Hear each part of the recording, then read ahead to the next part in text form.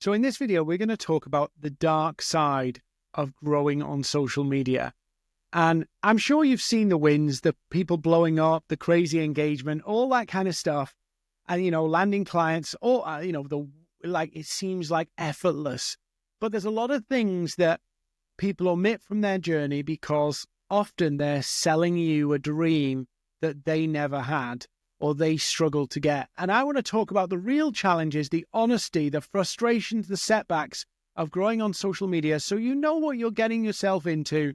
And these are kind of things that happen on every single channel. So I started on social media when it was brand spanking new. I was on Facebook really early, 2007, 2008. And it was a great time to be on social media because there was a lot of novelty and the algorithms were really, really simple. And this first one has kind of happened on every social channel, is that the platform's rug pull. So you'll build something really that's working, and you'll be really happy with what happens. My Facebook used to be, kick-ass. My X or Twitter used to be kick-ass. And then as the platforms develop, it's almost like they want to keep you working hard, so they kind of change things to make it more difficult. And I went through having a really great page on Facebook. Then Facebook went, yeah, we're going to change the way we do pages, and kills your page. And this happens on every channel. Instagram's had it, Facebook's had it, TikTok's had it. It gets more and more difficult to get what you've worked for. So you're constantly chasing how to overcome these rug pulls. So that is a real big one that kind of is a constant frustration. Another big one for me was the constant comparison. So you see somebody's post blowing up, and I'll just be honest, sometimes you feel like well done to them, and other times you go, why them? And maybe that's sour, whatever.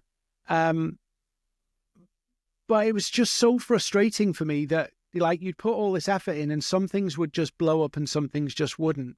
And you'd constantly be in this comparison trap based on engagement metrics of what works and what doesn't. And if you had a bad post day, it would affect your mood, and a good post day would affect your mood. And, I found myself sometimes just literally sat there refreshing stats, and it's really kind of unhealthy. But when you're trying to grow and that's the metrics you can judge it by, you suddenly get hooked into tracking stats all the time and them affecting your emotions, your mood, whether you feel like doing anything that day. I got to one point where actually my stats were so bad, I didn't want to create anymore. And there is this kind of toxic mental health part about growing on social media that is, a big part of it. Now, this third one, I've played with this, is the cheating. There's a stat out there that, 30 to 40% of all social media engagement is actually either bots or artificial. By that, I mean bots liking posts to amp them up, but also people have participated in all sorts of different schemes to amplify their content. And I think it's pretty much true. I think those numbers are probably true because you look on Instagram, you look on YouTube, you look on Facebook, and some of the comments, it's like sycophants. And this is a kind of tension of going, well, hang on a minute. The platforms and people don't seem to care. So I know, for example, some creators, they literally pay to get bot accounts to like their stuff. It actually brings people to their content. And then you sit there going, yeah, but my content is, pushed out and I've not done any of that trickery to, I've not paid people to support my posts. I've not done any of that stuff. But the issue is they still win. And this is the bit that we don't talk about, and maybe I'll do another video about it, is, I just want to get my traffic. I want to get as much traffic. I want to get as much value out there. But then when you go into some of these meetings and conferences where they're talking about the tactics they're using to amplify, you don't want to cheat, but half the world is cheating.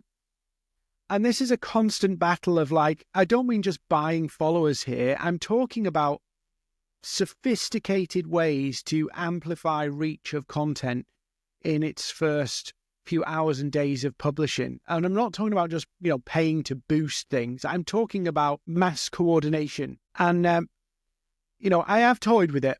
And I did get results, but I was constantly worried about what will come, what if I'm outed for this?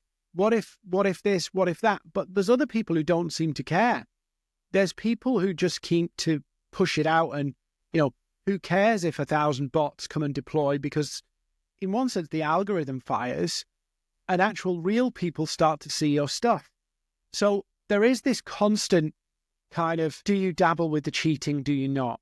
And I don't know the answer to it, because for me, it looks like a lot of people are winning by cheating. Now, if you believe everything they say, of course, but there are some people I know who cheat heavily, like on an industrial scale, and seem to be winning from it. So there is that kind of battle of playing the dark arts. Is it ethical? Is it authentic? There are arguments, but there's also, does it work? And it kind of seems to work. I think the other one that really kind of struggles with is when you see other people's content performing, it makes you look and scrutinize your own content, and you're constantly feeling like your content isn't good enough. And I've had this where I do something, I'm really pleased with it, and then, it doesn't do as well as I hoped, and then somebody else's does something similar, and it blows up, and I go, what was wrong with that? And you kind of like constantly reevaluating, is what I'm doing good enough? And it's like an insecurity thing, but it's coming from the metrics, where you do something that's really well thought out and you've put it together and you're adding lots of value, and then somebody else's that seems lighter and shallower performs better, and you go, what's wrong with my content? What am I missing? And then you end up on this like quest where you go down rabbit holes looking for stuff, trying to figure out what the missing link in your content is. What is it? And then you'll end up buying a course on thumbnails, and you'll buy a course on copywriting, and and you still don't know what's missing, because you implement all that stuff and still some things are missing. So it feels like you're constantly trying to fix something with your content that's missing. And the final one that I want to talk about is audience disloyalty. And, I hate to say this one, because it's like I could upset people who follow me or support my content already. But in social media land, people are not as loyal as if they've met you in real life. And so you will find that if you bore people even just once, they just check out. It's like brutal. And as long as you're feeding them what they want, great. But the minute you kind of do something that really matters to you, and it doesn't flip their switch, they're gone. And that is, I'm not saying that to kind of, throw audiences and followers under the bus, but it is kind of a constant challenge of going, hang on a minute, I've hit on something the audience likes. I have to give them more of that, because if I go off topic, they don't like it. And I'll give you an example. I've got a LinkedIn newsletter, and I talk about winning on LinkedIn. And this one weekend, something happened that I thought was really interesting, and I was going to tell the story of it and relate it back to LinkedIn. And I did that, posted it, but because it wasn't in my usual style, and because it wasn't, starting out focused on LinkedIn, even though it related back to LinkedIn towards the end of the article, I lost subscribers. And it was like, there was something really valuable in there. There was a real good concept that I thought would help people, but because I went off topic, people didn't like it. And the lesson is, don't go off topic. But that means you're constraining yourself to topics that all the time, which kind of limits the kind of dimensionality of me. I'm more than just the LinkedIn person. And so that was really, and is really frustrating, that the audience want what the audience wants. And any deviation from that can be quite tricky. And you can lose people pretty fast. Now, if you're a major celebrity and people have bought into you and you've got media coverage and all that kind of stuff, you can get away with going off topic. But one of the things that is never told to you is, if your notoriety, your platform, is come from building the platform, so you're not, come from Hollywood onto Instagram, you can't do what you want. You really can't do what you want. And people say, oh yeah, you can, you can. You can't. Until you become like celebrity status, you cannot just say what you want and share what you want, because you will lose audience. And this is really tricky, because if you kind of pivot, and I did this on X, I pivoted from one group, one niche to another niche. And now half the followers, I've got about 15,000 of my followers, are totally irrelevant. And they don't pay any attention to me whatsoever because I shifted. So these are some of the darker things that you don't realize about growing your audience. I'd love to know what some of the realizations you've had from building your social platforms. What are the frustrations you've had? Tell me in the comments, because I'd love to do more videos about the real honesty of what it's like to be on social media, grow on social media, all the struggles and challenges, so other people know they're not alone. There's not something wrong with them.